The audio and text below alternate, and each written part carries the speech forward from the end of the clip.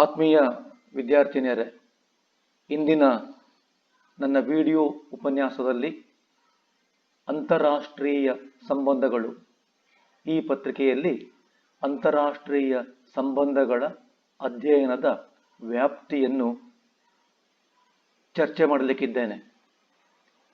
Dear students, in today's video lecture I am going to discuss about the scope of international relations. As you know, international relations is nothing but the relations among the nations of the world. Scope means the area of activities or the contents of a study of international relations. The scope of international relations changes from time to time. During the ancient and medieval time, the scope of international relations was very limited. International relations is the study of the world in transition. There is no unanimous opinion among the thinkers regarding the scope of international relations. Hence, different writers have defined the scope of international relations differently. There can be three types of relations between the nations of the world. The first one is cooperative or friendly relations. The second one is oppositional or unfriendly relations. The third one is indifferent or neutral kind of relations. Let me discuss it one by one. Cooperative or friendly relations are non-political in character. For example, cultural or trade relations between the states. This kind of relations do not involve any use of force or power. Oppositional or unfriendly relations are power relations. This involves conflicts or struggle among the groups, that is, the nations. It requires a considerable use of force or power. Hans Morgenthau, an eminent thinker of international relations, opines that relations among the nations are nothing but the power relations. He wrote a book called Power Among Nations. In this book, he has clearly mentioned that nations are striving to enhance the power. Indifferent or neutral relations means cooperation of a limited nature. In the beginning, international relations was treated as a study of diplomatic history. It was the study of the contemporary foreign affairs as conditioned by the happenings of the past with a view to find out the shortcomings of the previous statesmen. Thus, the scope of international relations was very narrow in the initial stages. In the later stage, international law was also included in the study of international relations. Now, scope of international relations after the establishment of League of Nations, that is, after the end of First World War. The scope of international relations was expanded after the establishment of League of Nations. At this stage, the scope of international relations included the study of international organizations and institutions, the behavior of sovereign states in these international organizations, and also how far these organizations exercises its control over its member states were also included in its study. Scope of international relations after the Second World War. After the Second World War, the study of foreign policies and military policies of the states became the part of scope of international relations. The study of war and war strategies were also included in the study of international relations. During this period, the study of the behavior of leaders and groups, the study of impact of public opinion at the global level as well as domestic public opinion were also included in its study. After the Second World War, because of various developments, the scope of international relations has expanded tremendously. Today, the scope of international relations includes not only diplomatic history, international politics, international organizations, international law, motives of member states, but also it includes the whole international community in transition. Now let me discuss about important contents of the scope of international relations. The following are some of the important contents of the scope of international relations. Number one, state system. Present states are called as nation states. Nation states constitutes the basic units of study of international relations. The study of conflict of interests among the sovereign nations are the main area of the study of international relations. The second one is national power. Power is one of the major determinants of international politics today. It is the ability or the capacity of a nation to achieve its goal or national objectives, that is national interest. Third one, international law. International law regulate the behavior of nations both in times of war and peace. Fourthly, international organizations. International organizations like the UN are the forum for cooperation and conflict resolution. For example, the organs of the United Nations like IMF, International Monetary Fund, IBRD, International Bank for Rural Development, etc. Fifth one, international systems. This is the outcome of the application of systems theory in international politics.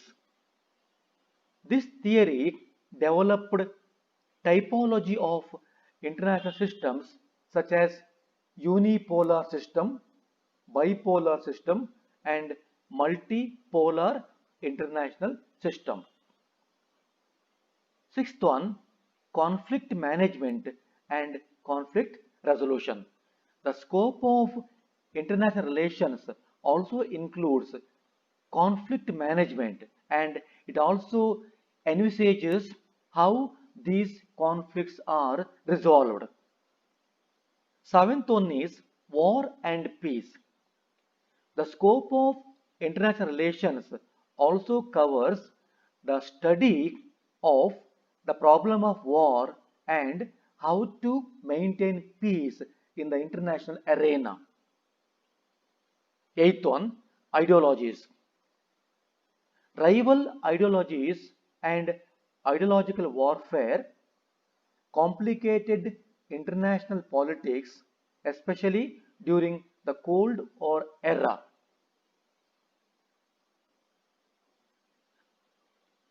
Ninth one, nationalism, colonialism, and imperialism. These ideologies posing threat to world peace, endangering the cordial relations between the nations. Extreme nationalism creates hatred among the nations. Tenth one is foreign policy.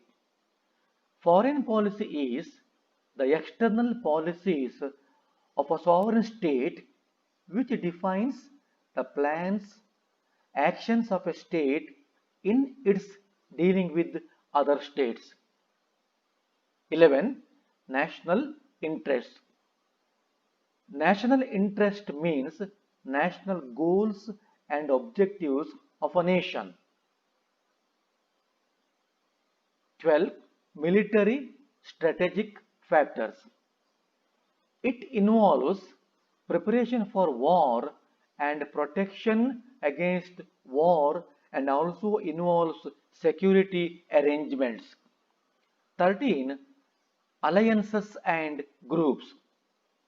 Different alliances, military and political, like NATO, North Atlantic Treaty Organization, SEATO, Southeast Asian Treaty Organization, CENTO, Central East Nations Treaty Organization, Warsaw, and regional groups like Arab world, African countries, non-aligned nations, etc. All these organizations play a vital role in the area of international relations. 14. Arms control and disarmament.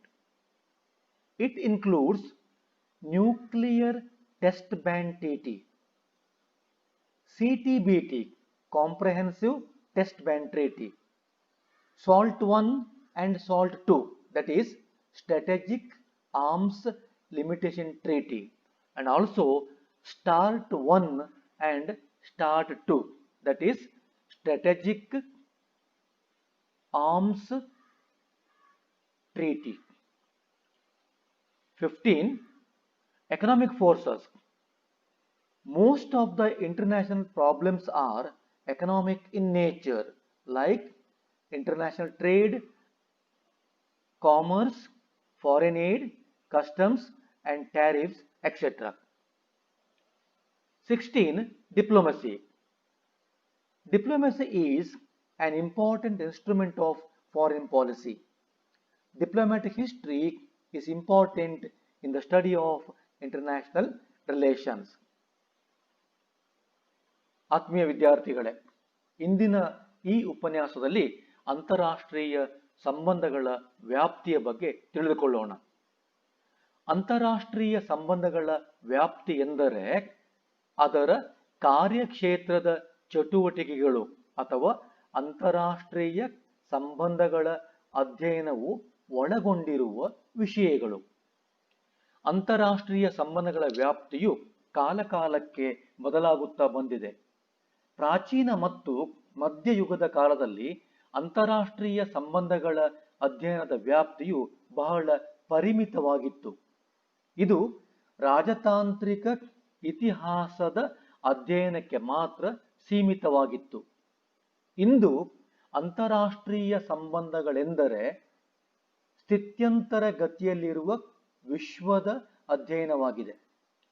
ಬೇರೆ ಬೇರೆ ಚಿಂತಕರು ಅಂತಾರಾಷ್ಟ್ರೀಯ ಸಂಬಂಧಗಳ ವ್ಯಾಪ್ತಿಯನ್ನು ಬೇರೆ ಬೇರೆ ರೀತಿಯಲ್ಲಿ ವ್ಯಾಖ್ಯಾನಿಸಿದ್ದಾರೆ. ವಿಶ್ವದ ವಿವಿಧ ರಾಷ್ಟ್ರಗಳ ನಡುವಿನ ಸಂಬಂಧಗಳನ್ನು ಅಂತಾರಾಷ್ಟ್ರೀಯ ಸಂಬಂಧವೆಂದು ಹೇಳಬಹುದು. ಸಾಮಾನ್ಯವಾಗಿ ರಾಷ್ಟ್ರಗಳ ನಡುವಣ ಸಂಬಂಧವು ಮೂರು ರೀತಿಯದ್ದಾಗಿರುತ್ತದೆ. ಒಂದು, ಸಹಕಾರಿ ಅಥವಾ ಮೈತ್ರಿಯುತ ಸಂಬಂಧಗಳು. ಎರಡು, ವಿರುದ್ಧ ಅಥವಾ ಪರಸ್ಪರ ಸಂಘರ್ಷದ ಸಂಬಂಧಗಳು, 3 ತಟಸ್ಥ ಸಂಬಂಧಗಳು. ಇವುಗಳನ್ನು ವಿವರವಾಗಿ ಅಧ್ಯಯನ ಮಾಡೋಣ.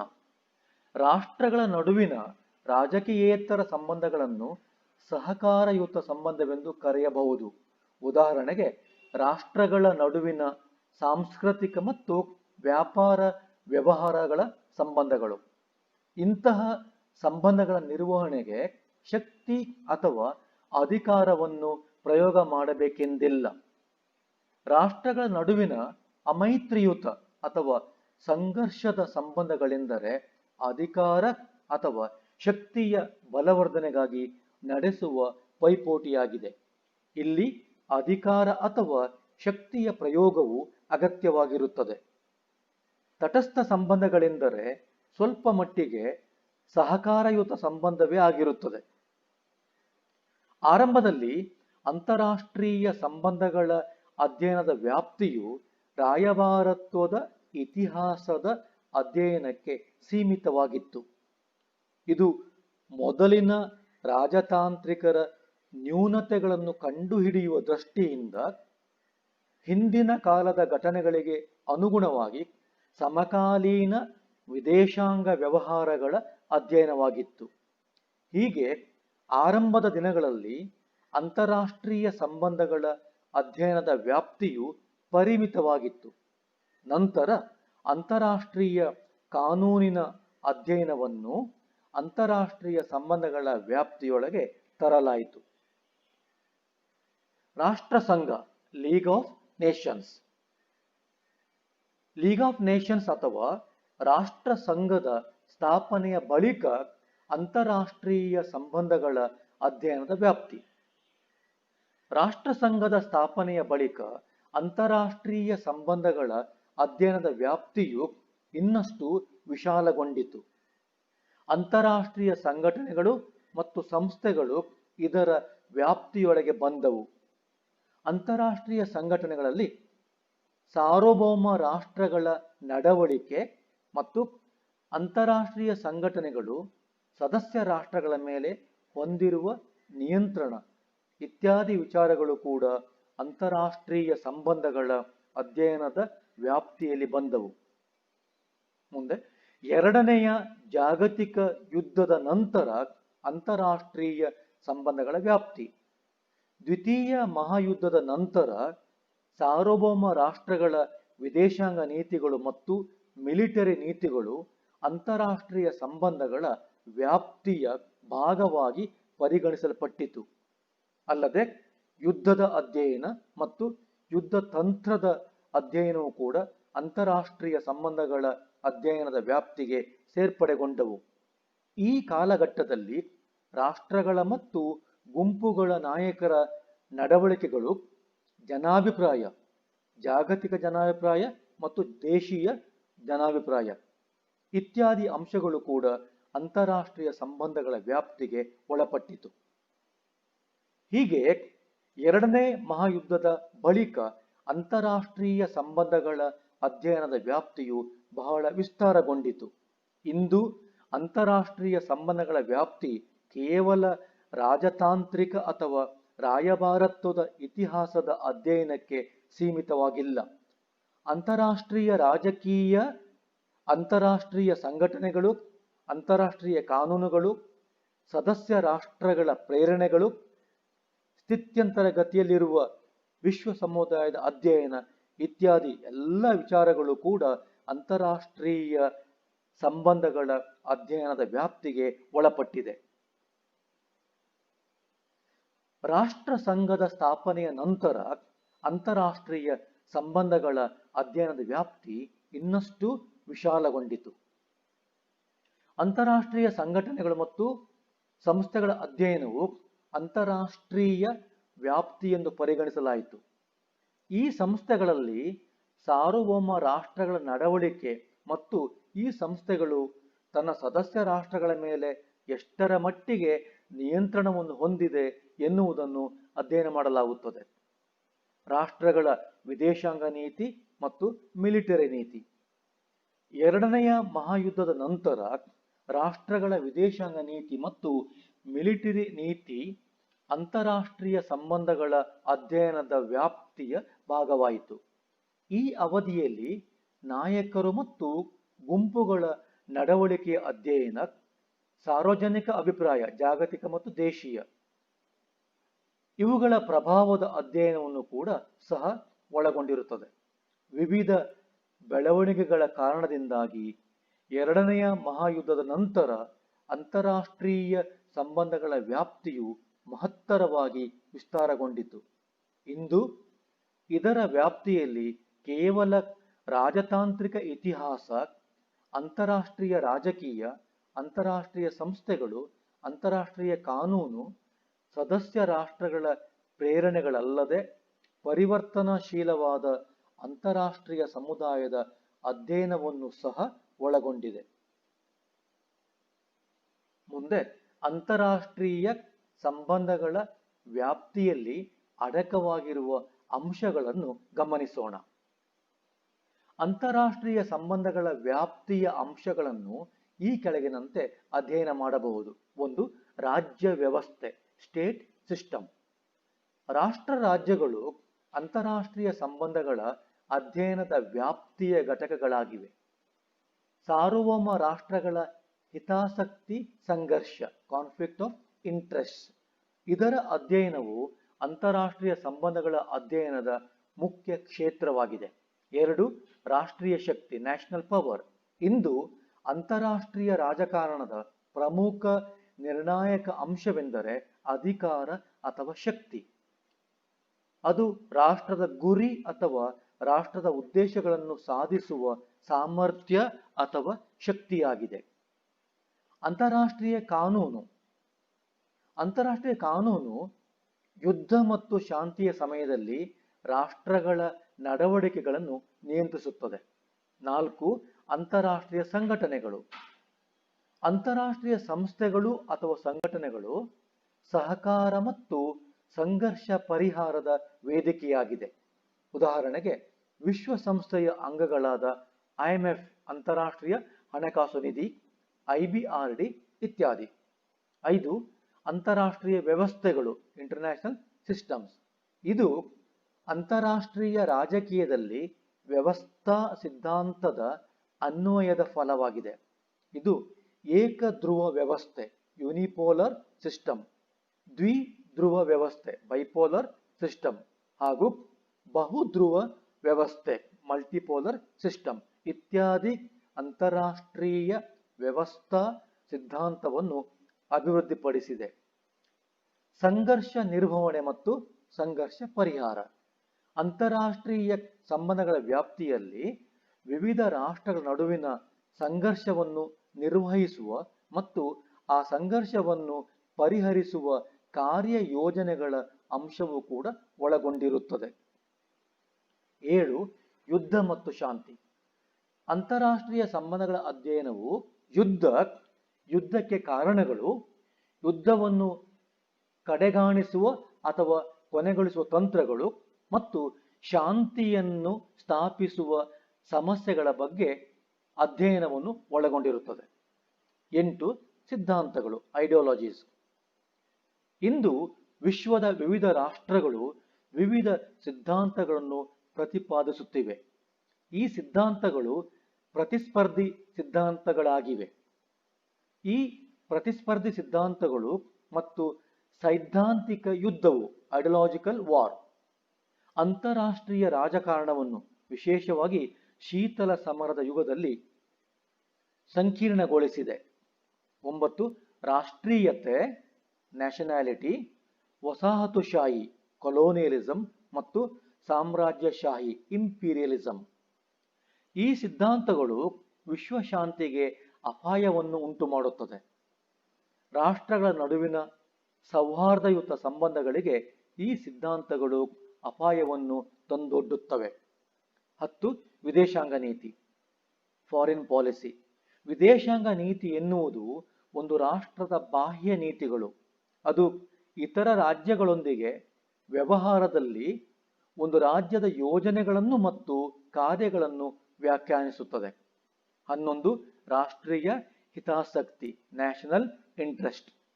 ರಾಷ್ಟ್ರೀಯ ಹಿತಾಸಕ್ತಿ ಎಂದರೆ ರಾಷ್ಟ್ರ ರಾಜ್ಯದ ರಾಷ್ಟ್ರೀಯ ಗುರಿಗಳು ಮತ್ತು ಉದ್ದೇಶಗಳು, national aims and objectives. 12 military ಕಾರ್ಯತಂತ್ರದ ಅಂಶಗಳು, ಮಿಲಿಟರಿ ಸ್ಟ್ರಾಟಜಿಕ್ ಫ್ಯಾಕ್ಟರ್ಸ್. ಇದು ಯುದ್ಧದ ಸಿದ್ಧತೆ ಮತ್ತು ಯುದ್ಧದ ವಿರುದ್ಧದ ರಕ್ಷಣೆಯನ್ನು ಹಾಗೂ ಭದ್ರತಾ ವ್ಯವಸ್ಥೆಯನ್ನು ಒಳಗೊಂಡಿರುತ್ತದೆ. 13 ಮೈತ್ರಿಗಳು ಮತ್ತು ಗುಂಪುಗಳು, ಅಲಯನ್ಸಸ್ ಆ್ಯಂಡ್ ಗ್ರೂಪ್ಸ್. ವಿವಿಧ ಮೈತ್ರಿಕೂಟಗಳು, ಅದು ಮಿಲಿಟರಿ ಮೈತ್ರಿಕೂಟಗಳಿರಬಹುದು ಅಥವಾ ರಾಜಕೀಯ ಮೈತ್ರಿಕೂಟಗಳಿರಬಹುದು. ಉದಾಹರಣೆಗೆ NATO, North Atlantic Treaty Organisation, ಉತ್ತರ ಅಟ್ಲಾಂಟಿಕ್ ಕರಾರುಕೂಟ, ಸಿಯೇಟೋ, ಸೆಂಟೋ, ವಾರ್ಸೋ. ಮತ್ತು ಪ್ರಾದೇಶಿಕ ಗುಂಪುಗಳಾದ ಅರಬ್ ವರ್ಲ್ಡ್, ಅರಬ್ ಜಗತ್ತು, ಆಫ್ರಿಕನ್ ಕಂಟ್ರೀಸ್, ಆಫ್ರಿಕಾ ದೇಶಗಳು, ಮತ್ತು ನಾನ್ ಅಲೈನ್ಡ್ ಕಂಟ್ರೀಸ್, ಅಲಿಪ್ತ ರಾಷ್ಟ್ರಗಳು ಇತ್ಯಾದಿ. 14 ಶಸ್ತ್ರಾಸ್ತ್ರ ನಿಯಂತ್ರಣ ಮತ್ತು ನಿಶಸ್ತ್ರೀಕರಣ, ಆರ್ಮ್ಸ್ ಕಂಟ್ರೋಲ್ ಆ್ಯಂಡ್ ಡಿಸಾರ್ಮಮೆಂಟ್. ಅಂತಾರಾಷ್ಟ್ರೀಯ ಸಂಬಂಧಗಳ ಅಧ್ಯಯನದ ವ್ಯಾಪ್ತಿಯಲ್ಲಿ ಶಸ್ತ್ರಾಸ್ತ್ರ ನಿಯಂತ್ರಣ ಮತ್ತು ನಿಶಸ್ತ್ರೀಕರಣದ ಅಂಶವೂ ಕೂಡ ಒಳಗೊಂಡಿರುತ್ತದೆ. ಪರಮಾಣು ಪರೀಕ್ಷೆ ನಿಷೇಧ ಒಪ್ಪಂದ, NPT, ನಾನ್ ಪ್ರೊಲಿಫರೇಷನ್ ಟ್ರೀಟಿ, ಪ್ರಸರಣ ತಡೆ ಒಪ್ಪಂದ, ಸಮಗ್ರ ಪರೀಕ್ಷಾ ನಿಷೇಧ ಒಪ್ಪಂದ, ಕಾಂಪ್ರಹೆನ್ಸಿವ್ ಟೆಸ್ಟ್ ಬ್ಯಾನ್ ಟ್ರೀಟಿ, ವ್ಯೂಹಾತ್ಮಕ ಶಸ್ತ್ರಾಸ್ತ್ರ ಮಿತಿ ಒಪ್ಪಂದ, strategic arms limitation treaty, salt 1 ಮತ್ತು ಸಾಲ್ಟ್ 2, ಹಾಗೂ ವ್ಯೂಹಾತ್ಮಕ ಶಸ್ತ್ರಾಸ್ತ್ರ ಕಡಿತ ಒಪ್ಪಂದ, start 1 and start 2, strategic arms reduction treaty ಇತ್ಯಾದಿ. 15 ಆರ್ಥಿಕ ಶಕ್ತಿಗಳು, ಎಕನಾಮಿಕ್ ಫೋರ್ಸಸ್. ಬಹುತೇಕ ಅಂತಾರಾಷ್ಟ್ರೀಯ ಸಮಸ್ಯೆಗಳು ಆರ್ಥಿಕ ಸ್ವರೂಪದ ಸಮಸ್ಯೆಗಳಾಗಿವೆ. ಉದಾಹರಣೆಗೆ ಅಂತಾರಾಷ್ಟ್ರೀಯ ವ್ಯಾಪಾರ ಮತ್ತು ವಾಣಿಜ್ಯ, ಇಂಟರ್ನ್ಯಾಷನಲ್ ಟ್ರೇಡ್ ಅಂಡ್ ಕಾಮರ್ಸ್, ವಿದೇಶಿ ನೆರವು, ಫಾರಿನ್ ಏಡ್, ಕಸ್ಟಮ್ಸ್ ಮತ್ತು ಸುಂಕ, ಕಸ್ಟಮ್ಸ್ ಅಂಡ್ ಎಕ್ಸೈಸ್ ಇತ್ಯಾದಿ. 16 ರಾಜತಾಂತ್ರಿಕತೆ ಅಥವಾ ರಾಯಭಾರತ್ವ, ಡಿಪ್ಲೊಮೆಸಿ. ರಾಜತಾಂತ್ರಿಕತೆಯು ವಿದೇಶಾಂಗ ನೀತಿಯ ಪ್ರಮುಖ ಸಾಧನವಾಗಿದೆ.